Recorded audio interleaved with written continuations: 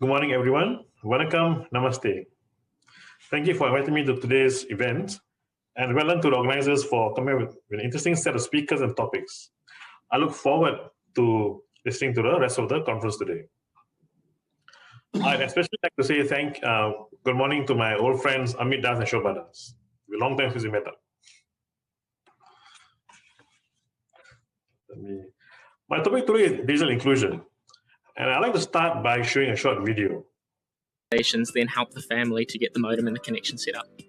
So being a partner with SparkJump modems would be a matter of contacting the 2020 Trust. If you have connections with community, family, emergency housing, women's refuge, anything like that, schools are more than welcome to contact 2020 and we'll organise making them a delivery partner. So the groups that can sign up as partners for SparkJump are groups such as ourselves. We're an emergency housing provider, and I know that it's been rolled out to other emergency housing providers because it's just such a natural fit for us. SparkJump has been ideal for our school and the parents in our community. It has allowed a lot of our families to connect to the internet, which for a lot was unaffordable. SparkJump has made a difference by giving them access to the world, pretty much. Our families are from low socioeconomic backgrounds, so they have limited resourcing. So with SparkJumping in and helping them, giving them modems, it's giving them access to all sorts of things. They can go home and study, they can research topics that they're interested in from school, parents can pay bills, parents can look up shops they need to go to or order online. So it's been really helpful in those ways. Our parents were able to get computers but not able to use them at home because they didn't have the Wi-Fi or the broadband to go with them. So it's been really helpful for our families.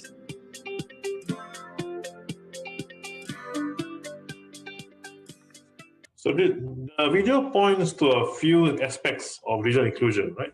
Access to devices, high quality network availability, skills for individuals and organizations, and long-term planning. While this is quite a good list, it is in a sense closely linked to traditional concerns over the digital divide. Providing individuals and organizations with devices, training on how to use them, and connectivity is a good start for digital inclusion, but they are not enough. Today, digital inclusion requires us to address issues such as digital literacy, digital rights, and digital regulation. As global digital platforms become more pervasive and cheap devices and connections enable us to, more of us to join them, we may be digitally included, but also perhaps digitally controlled.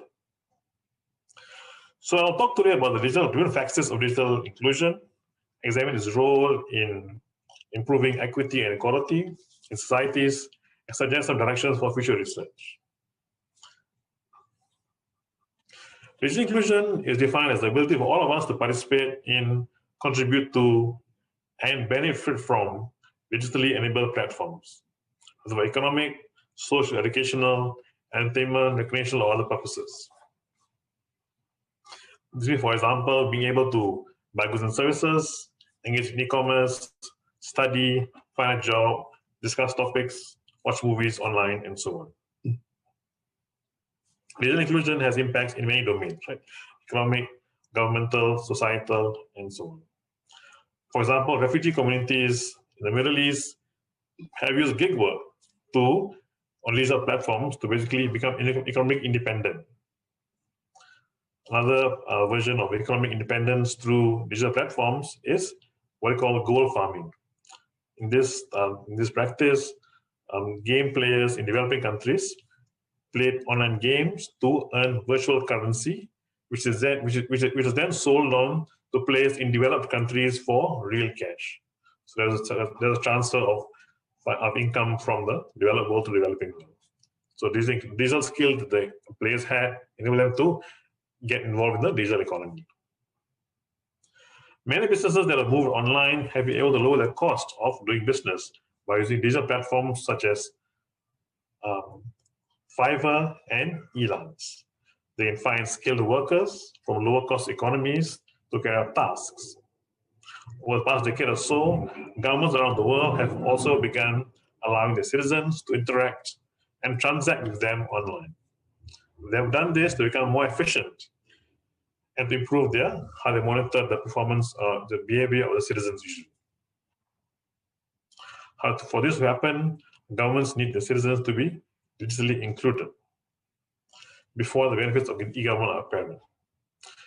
Research has found that governments that invest in high quality infrastructure and education obtain better outcomes from their e-government investments. Opposite of inclusion is exclusion.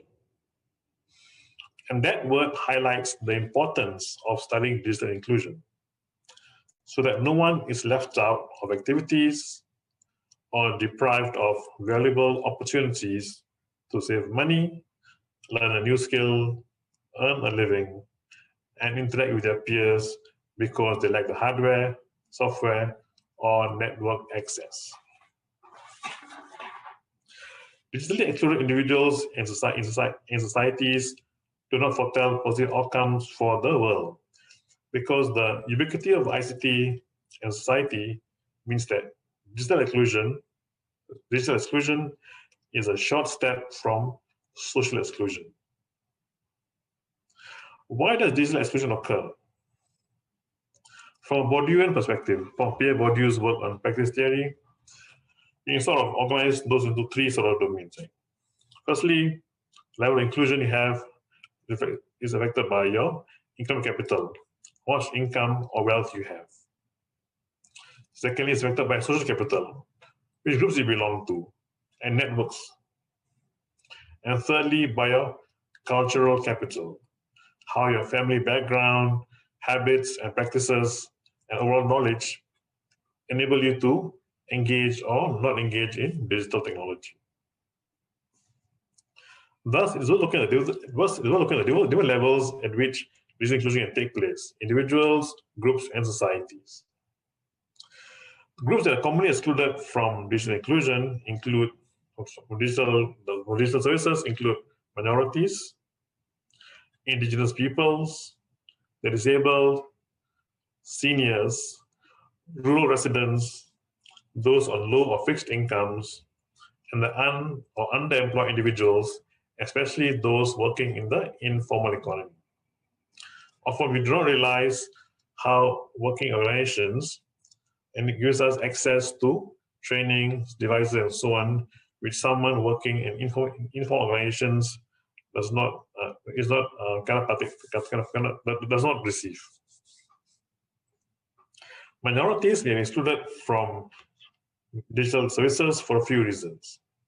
For example, they may not be fluent in the language used in online services, which may be the language of the majority population. Or the content online may not cater to their needs or interests. Globally, indigenous people are among the more marginalized communities within their societies, and this can lead to their isolation. Working on including them in the digital world often involves appreciating their unique worldviews. The Maori are the indigenous peoples of New Zealand, and I, along with my colleagues, have been working on a project to study Maori IT professionals. We found from our participants that there are two areas of emphasis in their work.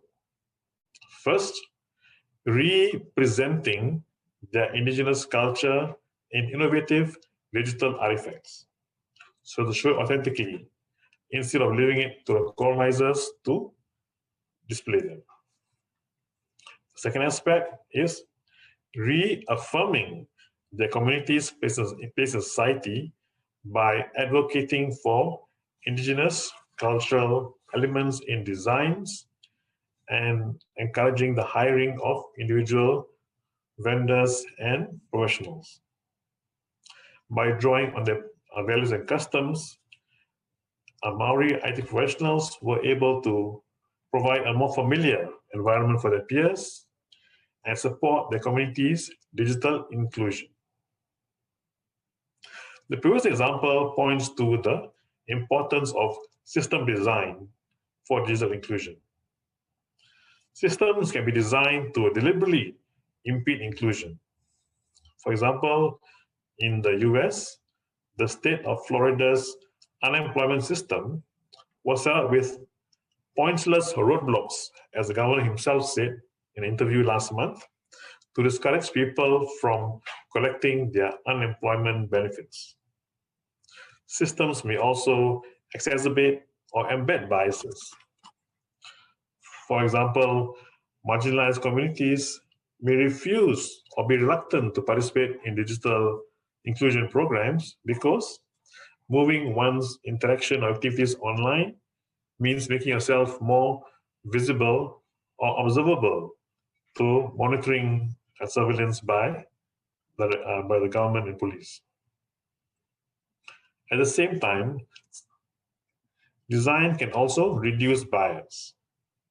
A recent article in Management Science found that when protocols were embedded in systems in hospitals, patients from minority groups received the same level of care and were sent to right specialists instead of previously relying on doctors' judgments, which are prone to bias. One way of reducing bias is for system designers to be aware of their blind spots regarding their users' attributes. A recent trend is for seniors to be given devices with sensors. So when they fall down or hurt themselves, their caregivers or services are alerted and can help them. In New Zealand, designers of such services wear gloves and wear goggles with Vaseline on them to get an idea of how their users may be able to may interact with their devices when they have cataracts or have poor grip. A common issue is how can digital accessibility be provided for disabled individuals. For example, the growth of digital services and mobile devices has been very helpful to members of the deaf community, especially in terms of being able to use text messaging to communicate instead of voice calls, and being able to discuss topics on online forums instead of having to rely on face-to-face conversations. However, in contrast, the visually impaired community has found digital inclusion much more difficult, especially with the shift to using apps on small devices and instead of personal laptops or computers, and by the use of icons instead of labels to indicate options on screens. Advances in technology, such as text-to-speech converters, have helped overcome some of these obstacles.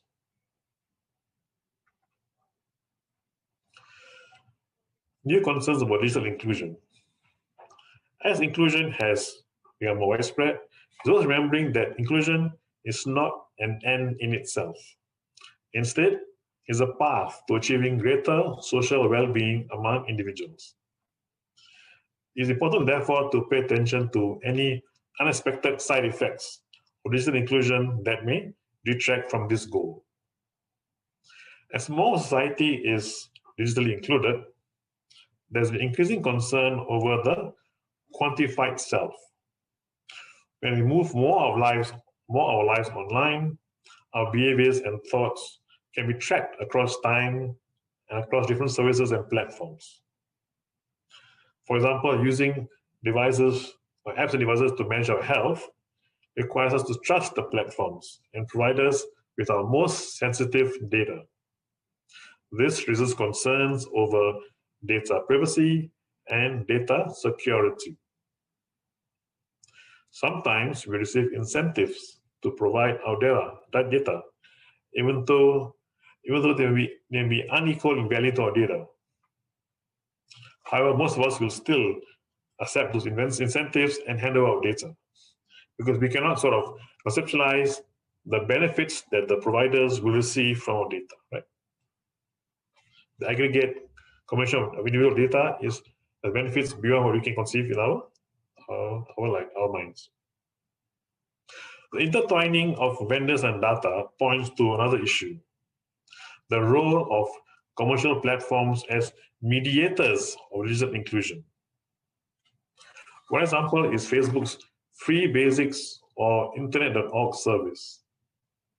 By offering access to a closed set of websites for free to users in the developing world, and by not placing advertisements on the service, Facebook was able to make the claim that it was helping to get more of the world online. However, what was not stated was how it was still benefiting by gathering data on the online interactions and interests of these users. This example raises the questions of the ethics of inclusion. If more individuals are introduced to the digital world through services like Internet.org, which are closed gardens, is there a duty to inform them of the commercial motivations of their users? And if so, whose duty is it? When governments are limited in the ability to offer devices, connectivity, and training to their citizens, is it appropriate for commercial vendors to step in?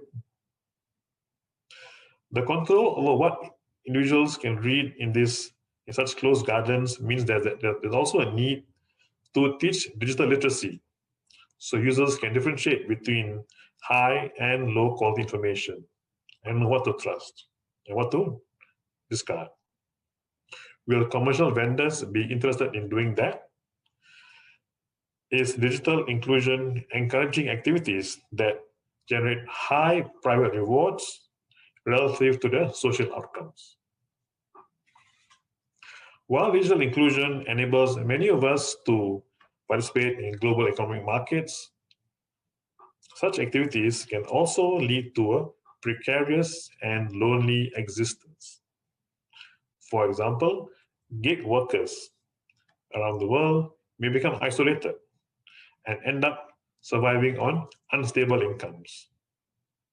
The use of algorithms to allocate work instead of human supervisors depersonalizes exchange relationships and strengthens the use of metrics to evaluate individuals. Again, another example of the qualified self. Instead of such disempowering outcomes, digital inclusion can also spur entrepreneurship by connecting remote small companies to a global customer base. How can digital inclusion programs promote positive outcomes and mitigate the risk of negative ones? I think there's some directions for research. I see three broad directions for this topic. First, since there are still groups that lack the devices and connections to join online activities, how can this issue be remedied? The COVID-19 pandemic shows us that a lack of high-quality internet access, online access, and devices is detrimental for students, workers, and families trying to carry on with their lives from their homes. In many ways, the pandemic has accelerated and exacerbated existing inequality in societies. Families with good connectivity and computers are able to carry on with their lives almost as before, although within their homes, while those who lack them have lost income and education opportunities and fallen further behind in society. Thus, there's still a need for practice-based research on how to reach digitally underserved individuals and groups. What could policymakers do to draw these marginalized groups into the mainstream? A second avenue for research is improving what we understand by digital inclusion to include topics such as digital literacy, privacy, and regulation. For example, understanding when something is provided for free online, ostensibly, the vendor is doing so because it is receiving your attention and data in return. Thus, a social media network It's not just a way to build a community and share interesting videos, also a way for commercial vendors to serve advertisements and aggregate data, and perhaps even manipulate public opinions. The reluctance of individuals to become included in the digital society brings up the need to understand the role of digital privacy and surveillance, and for that to be included in the discourse on digital inclusion. Third, the increasing pervasiveness of digital services in societies means that there is a need to find the appropriate balance between digital inclusion and digital enforcement or coercion. Often, the dominant rhetoric in society frames digital inclusion as a necessity, as a good thing. And digital inclusion, in contrast, is seen as a problem to be remedied. However, it is possible that not using online services is a considered choice for individuals and not a result of them lacking the hardware or the connectivity. One approach for studying this issue is to look at the practice of inclusion. What happens when someone is given a device with training and connectivity? How do opinions form? What the groups among them say? How the networks contribute to getting them engaged or become reluctant to engage? Instead of being a direct process, digital inclusion is A, ambiguous. Often the predicted outcomes are different from what emerges. B, contentious. The many competing interests, commercial vendors, government policymakers, companies, commercial companies, and individuals. And finally, is a multi-level phenomenon, where the interactions of individuals often influence the creation and modification of societal outcomes and vice versa. There is thus a need to study digital inclusion longitudinally and as an ecosystem. Finally, I've sketched out the broad contours of the topic of digital inclusion. Often ICT is seen as a pathway to improving social and economic well-being. But it is worth remembering two key points. First, digital inclusion is not a straightforward process. Second, digital inclusion is not an end in itself, but a pathway to multiple outcomes, not all of which may improve the well-being of a group or an individual. Ideally, entry into the digital world should support mutuality and shared prosperity, not competition and inequality. However, achieving that balance is a complex challenge. Thank you.